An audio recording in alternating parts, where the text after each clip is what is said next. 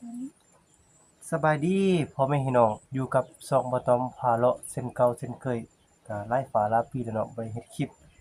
มื้อนี้โอกาสดีเด้เนาะอยู่ไร่อยู่นามื้อนี้ฝนตกลินนิดหน่อยก็กินข้าวเที่ยงนำกันหรือว่าข้าวซอยเนาะมีเจียวมะเขือก็ผักกับของเฮาก็เท่าที่เห็นนี่แหละมียอดมักทั่วแล้วก็มีมักแตงดอกหน่อไม้มีมักน้อยกับมักเล่นเนาะกับซาวบัววันมื้อนี้ตำมะเขือก็มีเจียวมะเขือก็มีมะเขือคืนเนี่ยยามแดดนิดหน่อยข้าวเหนียวนี่ แบบง่ายๆเลยเอามากินนำกันบ่ได้หยังห่างอยากเข้าแล้วพี่น้องเอ้ยแซ่บๆนะบ่าวต้อมกับชาวบ่วันโอ้คำนี้ง่ายโหลดเด้อพี่น้องเด้ออย่าบอกค่อยอย่าลืมก่อนอืมพิมพ์นะนี่อาหารพื้นบ้านเฮานี่ล่ะ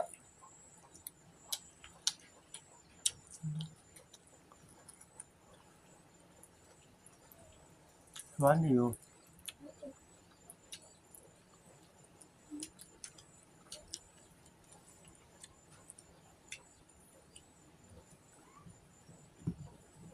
ยำตำบักเขือนี่ตำจานเนี้ยอืเนาะ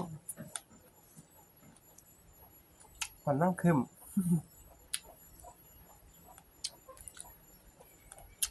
ฟังเขียวดีงามน้ำหนองเพื่อ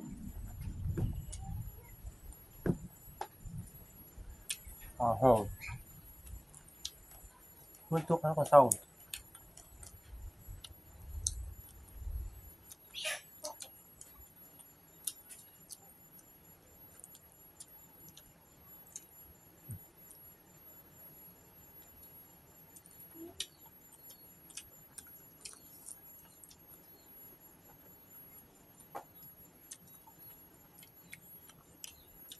มักแจ้งนี่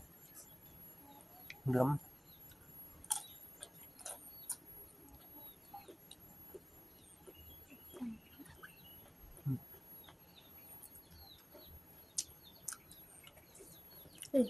มันก็เล่นง่ายๆเลยพี่น้องเด้อเบิ่งอยู่แกนแกบ่อืมเขาคำยังไงนี่ คักขนาดนั้นเดี๋ยวมะเขือเดี๋ยวก่อนน้อยก็มีหลวงน้อยครับ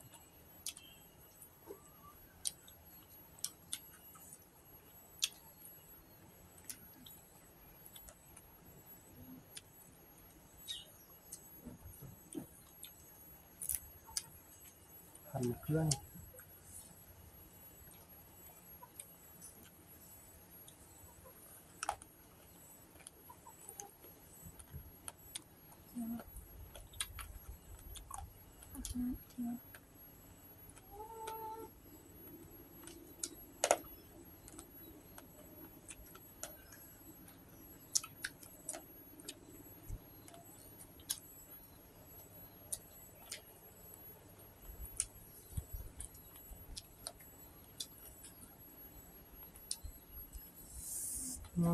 งามอีกครับ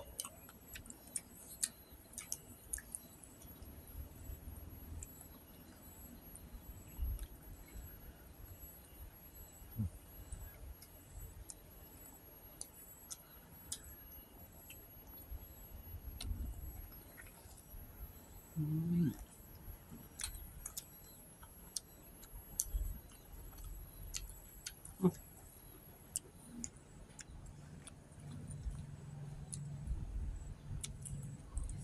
คำนี้ง่ายโหลดดิง่ายดิ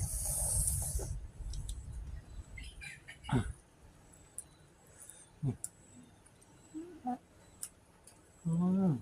แล้วหนูครับ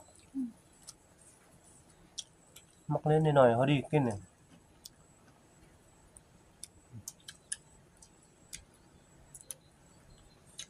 เขาก็ตัวแก้ตัวเนี่ยในหมดแล้วมุ่งอืม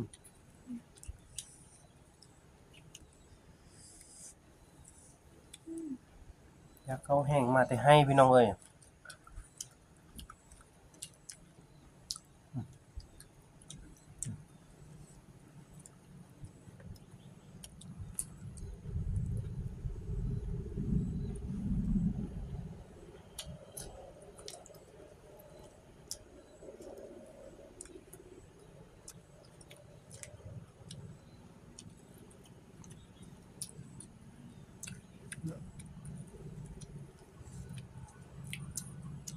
จักเห็นบ่เห็นบ่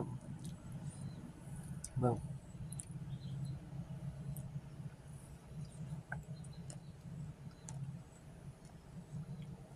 โอ้ยตกครับก็นุ่มดีนุ่มหนัง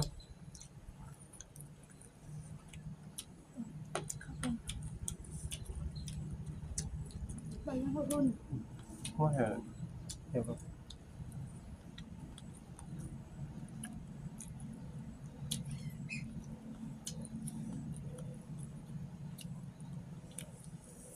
นี่น้องพี่คำง่ายๆหลดที่ละขั้นแค้วหลด บุคคลอื่นๆติบ่มีไม้เด้พี่น้องบ่ดังแห้งเนาะบ่ต้อมลืมเอาไม้มาไม้ที่แม่บ้านพุ่น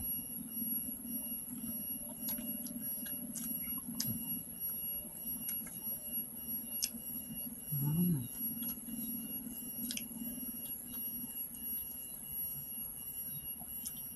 มันแต่งกินง่ายๆหลดนี่ บ่เห็นเรื่อง เดี๋ยวนี้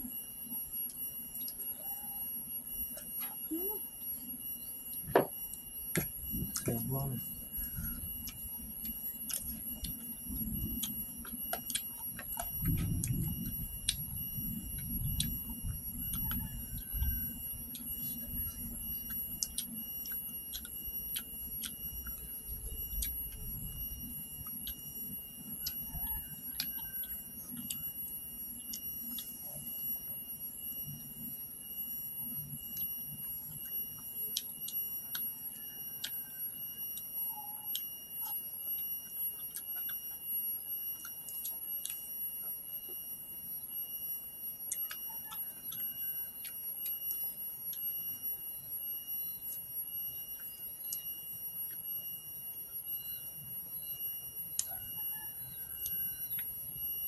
1 โมงแล้วฮะกินข้าว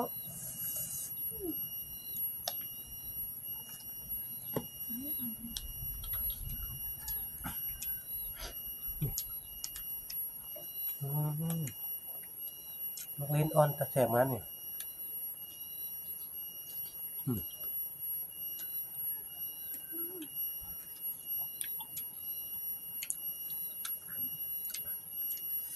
หมูหลายใบพี่น้องอยากข้าวแห้งครับ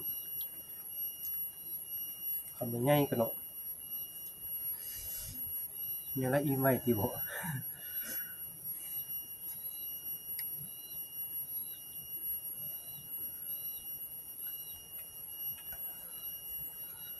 อืคุยเอารมณ์นี่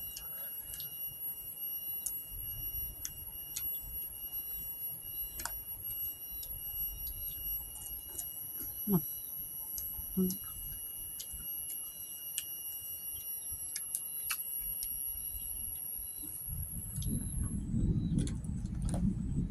อืม ฟ้าห้อง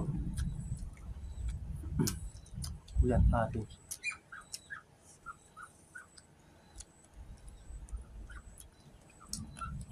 อืม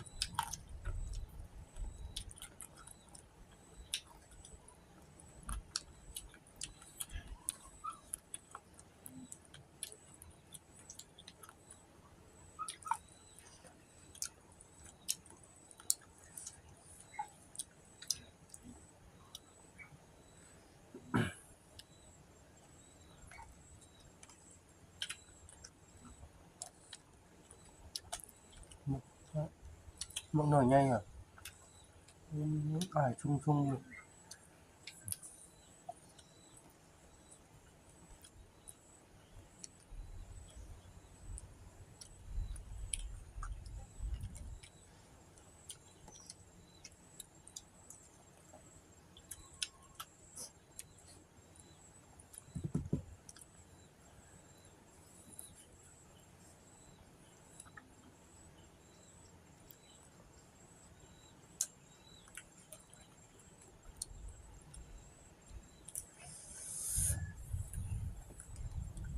สิหมดบ่พี่น้องเจียวมะเขือบักหลายได้นี่เนี่ยตำมะเขือก็มีตำจานเยอะครับ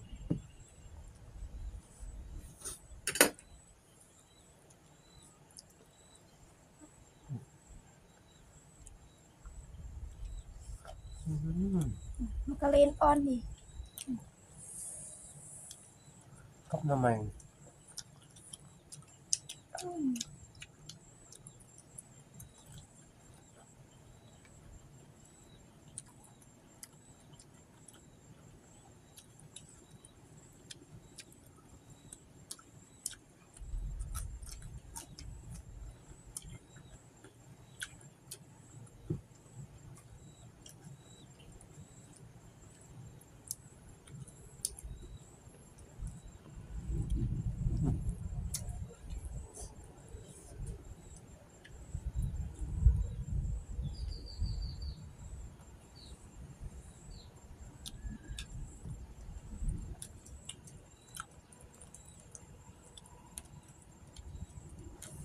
อื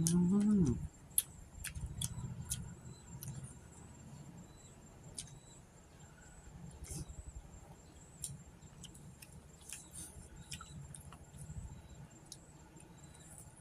ถือว่าแซ่บคักเนาะเป็นอาหารแบบพื้นบ้านแบบอยู่ไร่อยู่นาเฮานี่แหละบ่ได้ซื้อบ่ได้หยังเลยเนาะมักแนวใดก็ซอกกินเองเป็นผักเป็นหญ้านี่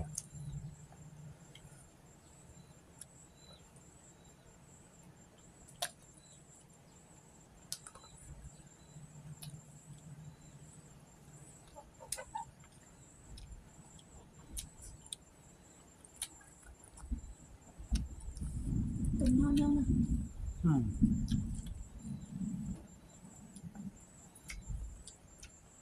ข้างในข้างนอกดี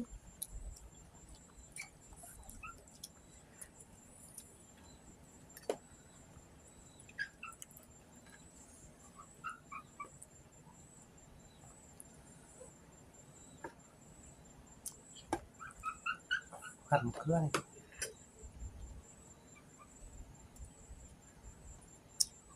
จักเห็นบ่เห็น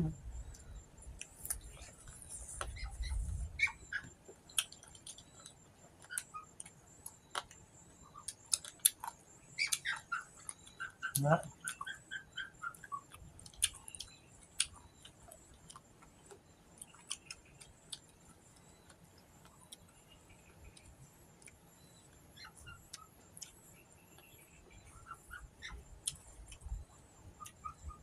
อืม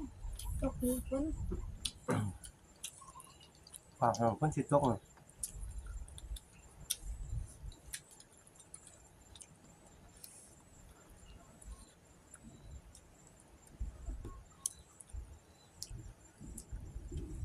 นี่โอ้คำนี้ยังอืมมันถ้วยหนึงมะเขือหามาพี่น้องเอ้ย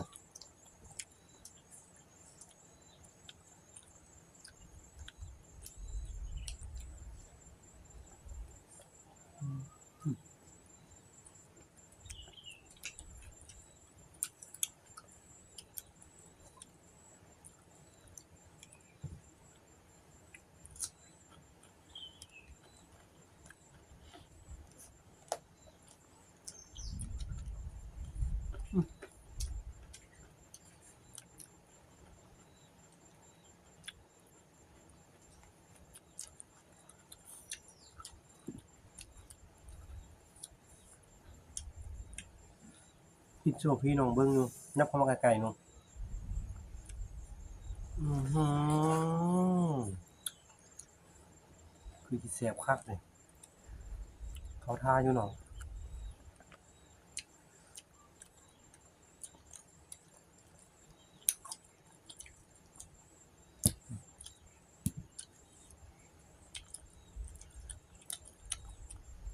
น้ำมัน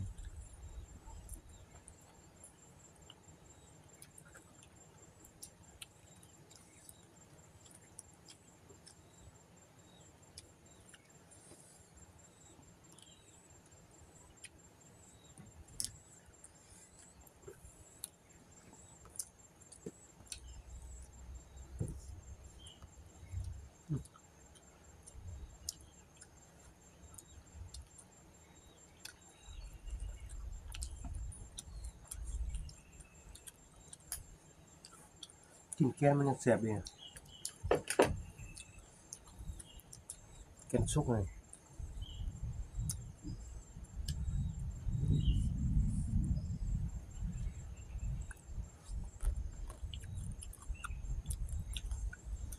มันอยู่หนึ่งมียังครับ แกนมันดังกรอบๆคล้ายคือแกนมักให้ได้มักให้อะมันดี